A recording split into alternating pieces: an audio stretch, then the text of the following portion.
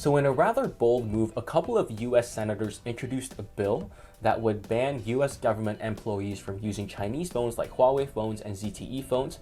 And also a couple of heads of intelligence also recommended to regular people that they do not use these Chinese phones for fears over national security. Now, are these concerns valid? Are they giving us the whole picture? What are they not telling you? So in this video, I aim to do exactly that. So I actually run giveaways for cell phones in this channel from time to time. So after you guys finish watching this video, I highly recommend you guys check the description for a link to a giveaway and enter. It takes 5 seconds and it's free, and you might even win a Chinese phone that would help you spy on the American government.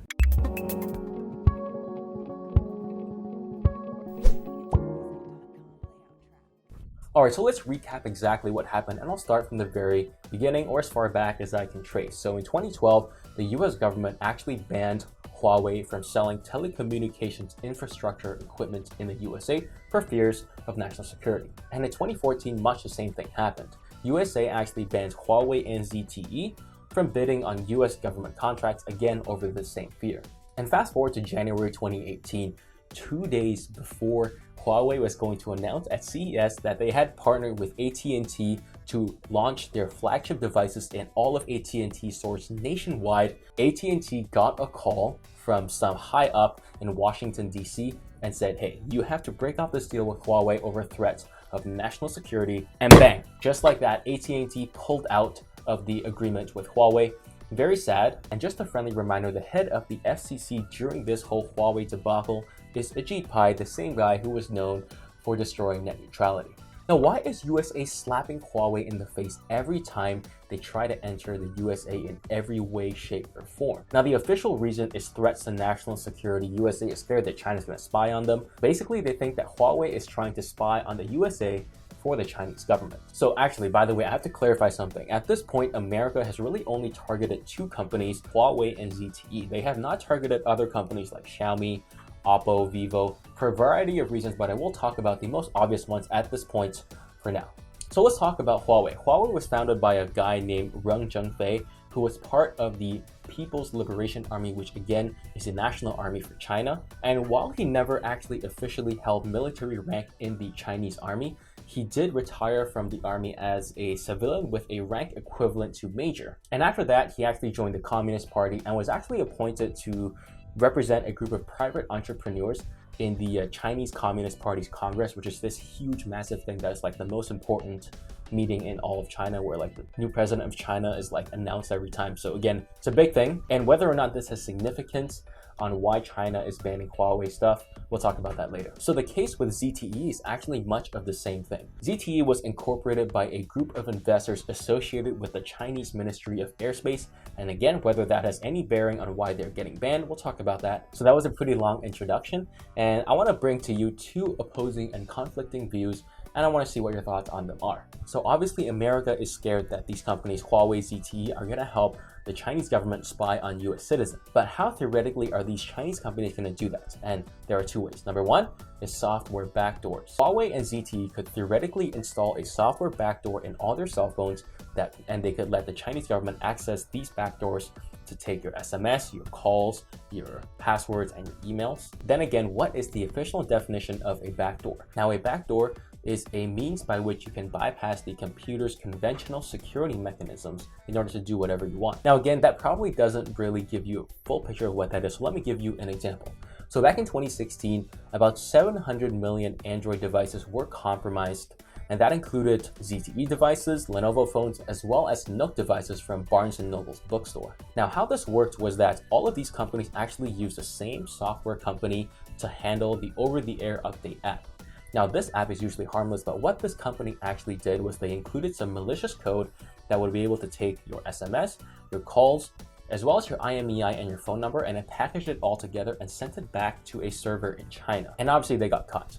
Now, the second example here would be OnePlus. OnePlus was caught collecting information.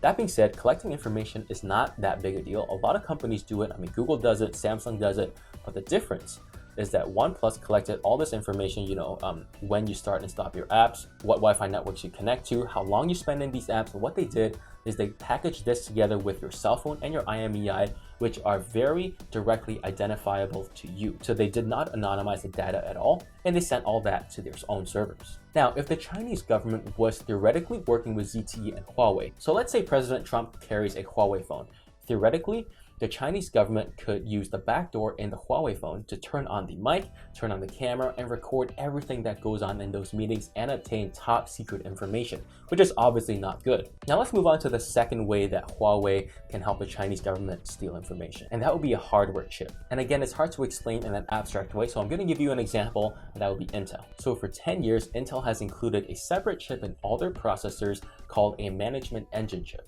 And this chip is actually supposed to allow your company's IT admin to access your computer remotely so they can do stuff to it, not malicious stuff, but fix stuff, push updates, clean viruses and stuff like that. And this chip is very proprietary. Intel does not let anyone know exactly what's inside.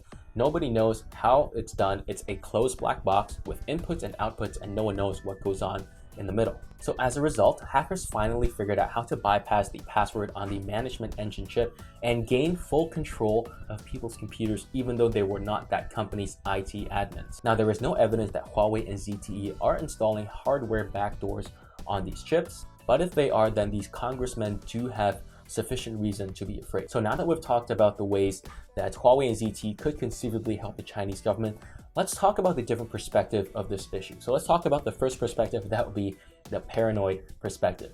Now, let's say that the Chinese government was indeed spying on USA, then these congressmen have every right and every responsibility to stop these sales of these Chinese phones inside the USA. I don't know about that. It just seems so counterproductive to have one of your biggest telecom businesses locked out of a huge and important market just because you want to spy on a couple of top brass in Washington, D.C. It just doesn't seem to make any financial sense, and it almost seems like China would benefit way more by not spying on the USA and letting Huawei go into the US and do business without any sort of spying. And I think that both China and the USA would benefit so much more if Huawei was not helping China spy on the USA. Now, the other perspective is that these congressmen are not doing this because there is a legitimate security threat. But if they're not doing this because of a legitimate security threat, then what are they doing this for? Now, there are a couple of theories for that. There's one where they're going full "Let's make America great again." So they want to keep all these Chinese companies out of the USA and kind of guide US consumers to buy, US products instead of these Chinese products. However, again, this is not very compelling because China is such a big trade partner, and accusing them of spying is such a bad way to get them to stop doing business inside USA. It seems so counterproductive and actually would be to the detriment of both nations, both US and China, if US used that espionage reason to stop these companies from coming into the USA and guiding Americans to go buy US products. So these two views here are really not that viable in my opinion. However, there is a third view that in my opinion is the most plausible, but it's also not too compelling, but it is more compelling than those two reasons I just told you. And the third reason would be the NSA does not want Huawei phones inside the USA because Huawei is not going to give them an easy backdoor into these phones. So there's going to be huge dark spots in the USA where the NSA does not know what's going on. The NSA doesn't have access to Apple phones, to HTC phones, to Samsung phones. It will be a lot easier for the USA to ask Apple to give a backdoor into their Apple iPhones than Huawei, which is all the way in China. Now again, this is all speculation, so take all the stuff I'm saying with a grain of salt. So now the last thing I want to talk about is what can Huawei do to fix this situation? And I don't think it's going to be easy for them. In my opinion, the best way for them to fix it would be to have full transparency with the American people, which again would not be easy for Huawei to do. This would involve opening up their software code to third-party researchers and maybe even to US government employees to scour the code and make sure there are no software backdoors, and look at the hardware, make sure there are no hardware backdoors in any other phones to allow for sale in the USA. And with the way that the political landscape is going, I don't see this happening anytime soon. And as a result, I really don't see Huawei entering the US market in a big way anytime soon. They still sell unlocked phones in the USA, but they can't enter carrier stores and have that really big market reach that these carriers have, like AT&T and Verizon. So I don't think that Huawei is going to take over the US market in a big way for a long time. So again, friendly reminder, check out the description below for a link for a giveaway and enter. It takes 5 seconds and it's free, and you can possibly win one of these super dangerous backdoor Chinese phones. Let me know in the comments down below or in Twitter whether my concerns or my thoughts are valid. I do want to hear from you. Thank you so much for watching, and I'll see you guys in the next one.